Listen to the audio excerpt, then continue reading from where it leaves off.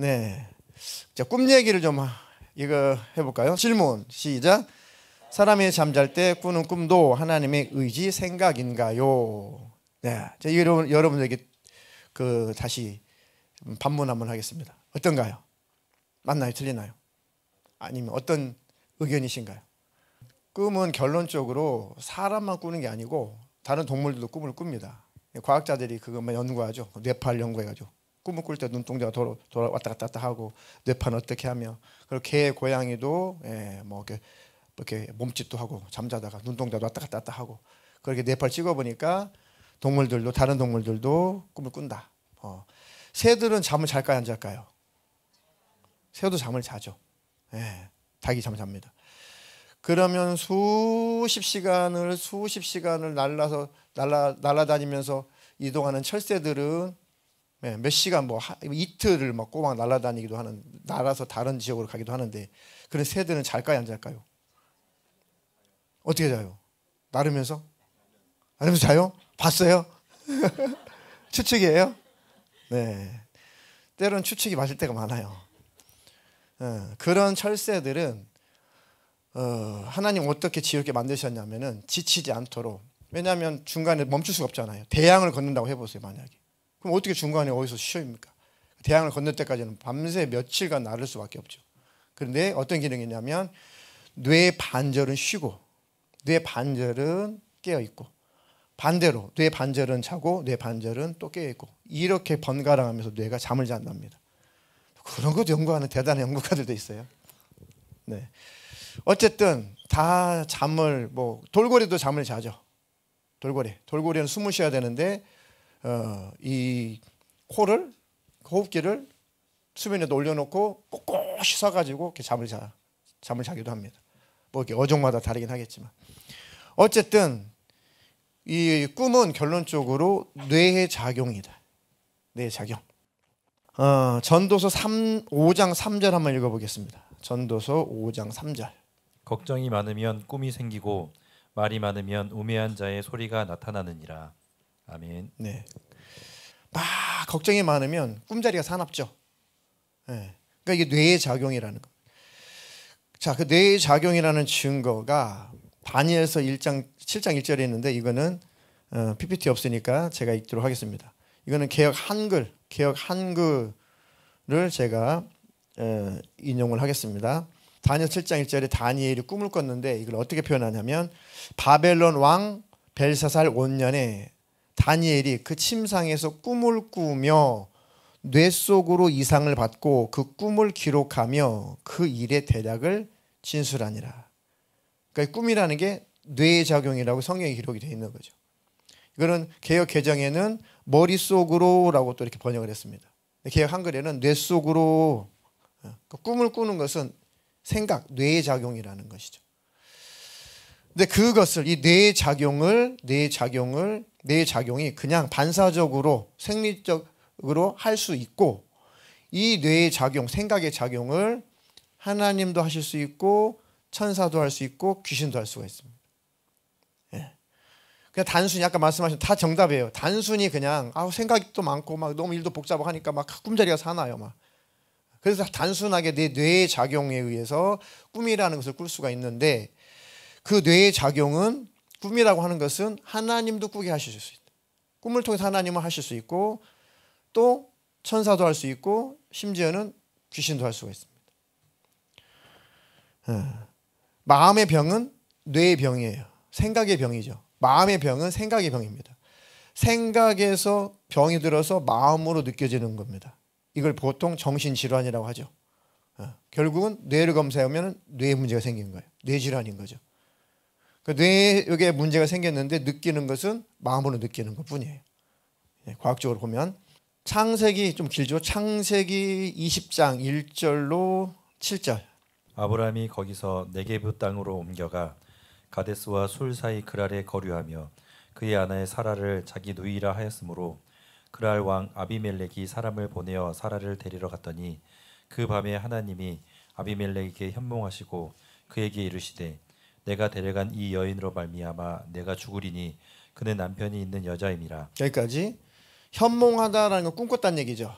꿈에 나타났다는 뜻이에요. 현몽하다는 꿈에 나타났다. 밤에 그러니까 아브라함이 이게 흉년이 드니까 그 아내를 데리고 거기서 네게부 땅으로 옮겨갔다. 이게 기술되어 있죠. 거기 왕이 사라를 보고 뿅 갔죠. 가지고 야, 쟤 잡아와. 그때 아브라함이 뭐라고 그랬어요? 내가 볼 때 당신은 너무 예뻐. 당신은 너무너무 예뻐가지고 우리가 이 땅에 왔을 때 아마 이 땅의 왕이 당신을 보면 분명히 반할 거야. 그럼 당신을 뺏어가려고 나를 죽일 거니까 그냥 당신 내 아내라고 하지 말고 그냥 누이 동생이라고 하자. 사실 너 이복 동생 맞잖아. 이복 여동생 맞잖아. 거짓말 아니잖아. 나쁜 놈이죠. 그래가지고 실제 그런 일이 벌어졌죠. 그런데 하나님은 아브라함 사라를 통해서 예수님 오셔야 된단 말이에요. 자손이 나와야 된단 말이에요. 그러니까 더럽히면 안 되겠죠. 그래가지고 하나님께서 다급하셔가지고 그 아비멜렉에게 그 왕에게 꿈에 나타나셔가지고 말씀하시는 거죠. 너 그 여자 손대면 너 죽어. 이렇게 하나님은 꿈을 통해서 말씀하시고 일하실 수 있다는 거죠. 네. 자, 그래서 여차저차해서 6절부터 7절. 하나님이 꿈에 또 그에게 이르시되 내가 온전한 마음으로 이렇게 한 줄을 나도 알았으므로 너를 막아 내게 범죄하지 아니하게 하였나니 여인에게 가까이 하지 못하게 함이 이 때문이니라. 이제 그 사람의 아내를 돌려보내라. 그는 선지자라.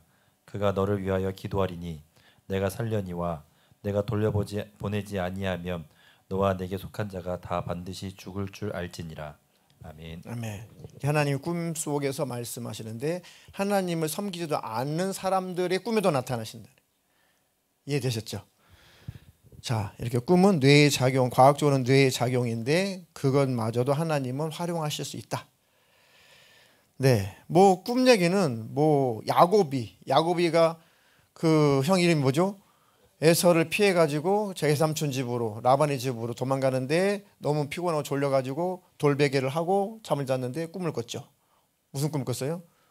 사닥다리가 하늘 향해서 있고 천사들이 오락내락 하는데 하나님께서 무슨 음성을 들려주죠. 무슨 음성을 들려줘요? 네가 다시 네 고향으로 무사히 돌아올 수도 내가 너와 함께 하겠다. 이야, 하나님이 멀리 계시는 것이 아니라 나와 함께 계시는구나.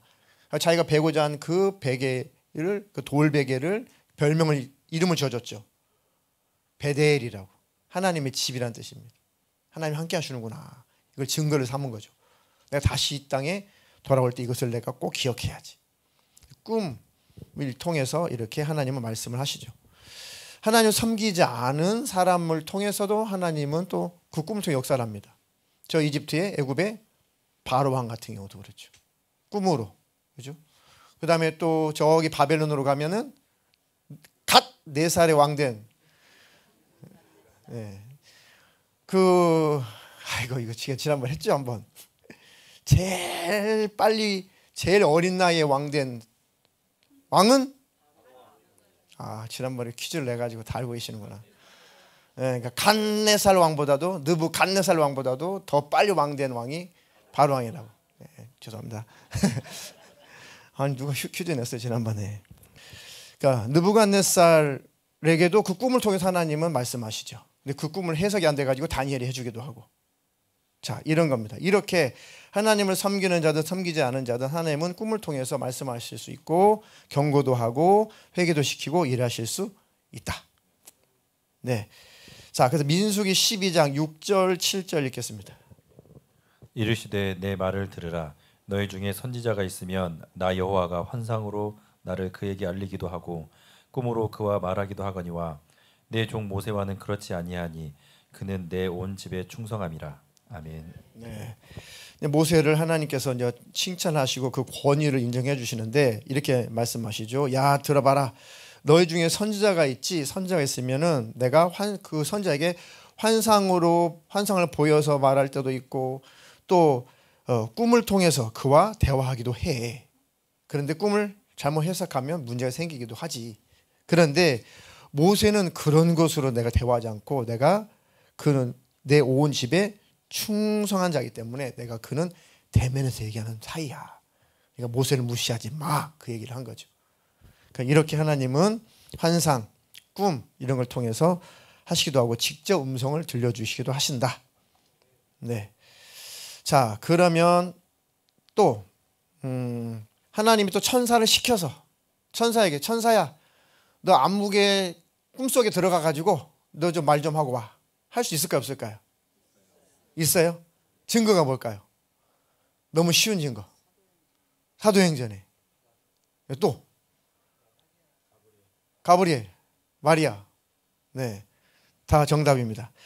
자, 마태복음 1장 18절로 20절 세 구절 21절까지 한번 읽겠습니다. 예수 그리스도의 나심은 이러하니라. 그의 어머니 마리아가 요셉과 약혼하고 동거하기 전에 성령으로 잉태된 것이 나타났더니 그의 남편 요셉은 의로운 사람이라 그를 드러내지 아니하고 가만히 끊고자 하여 이 일을 생각할 때에 주의 사자가 현몽하여 이르되 다윗의 자손 요셉아, 내 아내 마리아 데려오기를 무서워하지 말라. 그에게 잉태된 자는 성령으로 된 것이니라. 아들을 낳으리니 이름을 예수라 하라. 이는 그가 자기 백성을 그들의 죄에서 구원할 자이심이라 하니라. 아멘. 네. 이제 요셉하고 마리아하고 정혼을 했는데 이제 마리아가 성령으로 잉태된 게 나타났죠. 그러니까 요셉이 가만 보니까 이걸 고발해 가지고 돌에 맞아 죽이기에는 너무 불쌍하고 너무 사랑했기 때문에 조용히 관계를 끊어서 마리아도 살리고 이렇게 헤어져야겠다라고 마음 먹었죠. 그 이후의 책임은 나는 질 수 없어. 근데 뭐 마리아가 당연히 다 발각될 것이고 돌에 맞아 죽을 수 있겠죠. 그러니까 또 주의 사자는 뭐죠? 천사죠. 주의 사자가 현몽하여, 아니 자기가 자의로 왔겠어요? 누가 보내셨겠어요? 사자는 보내심을 받은 종이잖아요. 그러니까 하나님 보내셨겠죠. 천사니까 하나님 보내셔가지고 천사가 그 요셉의 꿈에 나타나서 말하는 거죠. 다윗의 자손 요셉아, 네 아내 마리아 데려오기를 무서워하지 마라. 그에게 잉태된 자는 성령으로 된 것이라. 아들 낳으리니 이름을 예수라 하라. 이는 그가 자기 백성을 그들의 죄에서 구원할 자이심이라 하니라. 이렇게 천사들도 꿈에 나타나서 일할 수 있다. 네, 그 이외에도 뭐 여러 사건들이 성경에 기록이 되어 있습니다. 큰 중요한 사건이니까 이것만 인용을 하고, 자, 또 꿈에 대해서 한 가지 더. 그럼 마귀, 귀신들도 꿈을 통해서 역사할 수 있을까요? 또 뭐 경험 있으신가요? 경험적인 거나 아니면 뭐 성경적인 근거가 있을까요? 경험이나 성경적인. 좀 찝찝하면, 그렇죠. 뭐 그냥 꾸는 꿈일 수도 있겠지만 뭐 이렇게 악몽을 꿀 때 이런 귀신들이 장난치는 경우가 많이 있죠. 사실 악몽들은 거의 이런 귀신들이 장난치는 경우가 많이 있습니다. 근데 그게 성경적인 뭔가 근거가 있어야 될 거 아니에요. 그렇죠? 자, 일단 그걸 보기 전에 정말 불쾌한 꿈을 꿨다. 너무 두려운 꿈을 꿨다. 그러면 하나님, 내가 이런 불쾌한 꿈을 꿨는데, 이런 참 안 좋은 꿈을 꿨는데 절대로 꿈대로 되지 않게 해주십시오라고 기도하시면 되고, 좋은 꿈을 꿨어요.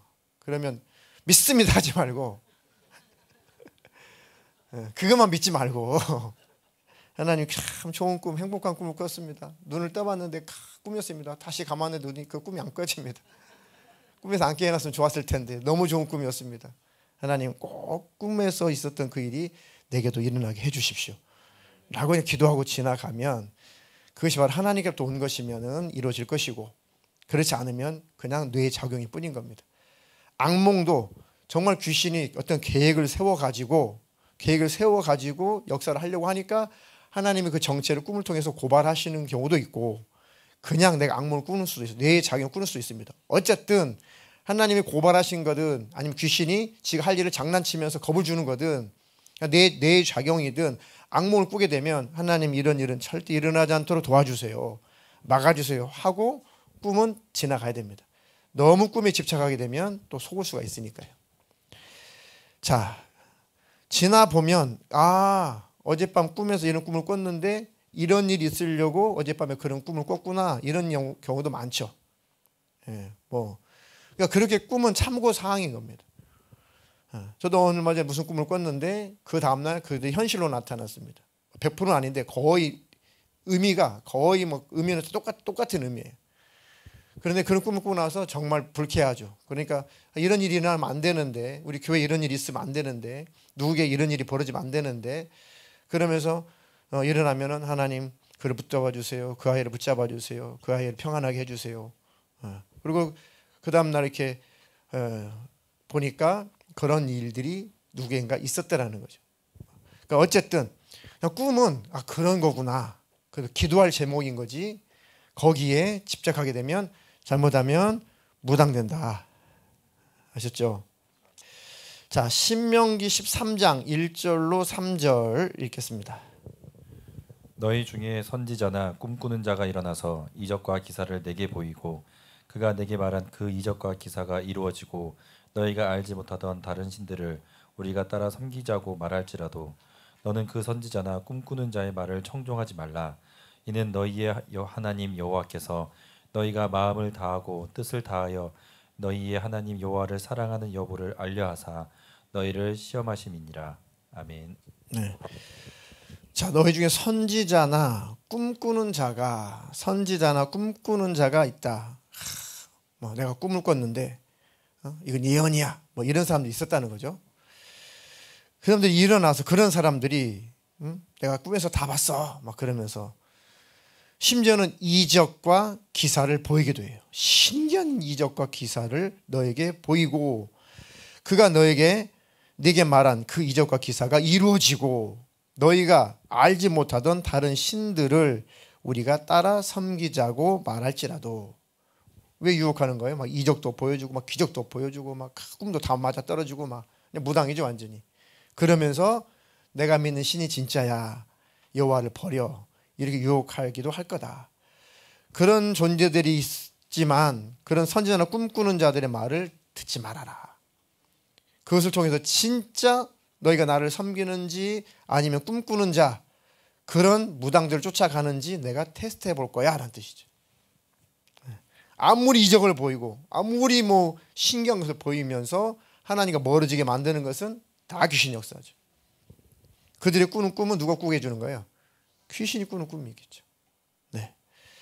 자, 예레미야서 23장 25절로 27절 읽겠습니다. 내 이름으로 거짓을 예언하는 선지자들의 말에 내가 꿈을 꾸었다고 말하는 것을 내가 들었노라. 거짓을 예언하는 선지자들이 언제까지 이 마음을 품겠느냐? 그들은 그 마음에 간교한 것을 예언하느니라. 그들이 서로 꿈꾼 것을 말하니 그 생각인즉 그들의 조상이 바알로 말미암아 내 이름을 잊어버린 것 같이 내 백성으로 내 이름을 잊게 하려 함이로다. 아멘. 네, 거짓 선지자들이죠. 거짓 선지자들이 꿈 얘기를 자주 한다는 겁니다. 내가 꿈을 꿨다 말하는 것을 하나님이 나도 들었다. 그런데 그거 내가 준 꿈 아니다. 열매를 보니까 그 거짓 예언자들, 이 선지자들은 하나님과 관계를 멀어지게 한다는 거죠. 하나님과 친밀하지 못하게 하고 오히려 하나님을 배신하게 만드는 거죠. 그게 열매입니다. 그러니까 현상을 보고 쫓아가면 안 돼요. 이적, 기적, 이 현상을 보고 쫓아가다 보면은 결국은 곁길로 가게 되죠. 네, 꿈 얘기는 이 정도면은 이해를 하셨을 것 같은데요. 네, 이제는 꿈에서 깨도록 하겠습니다.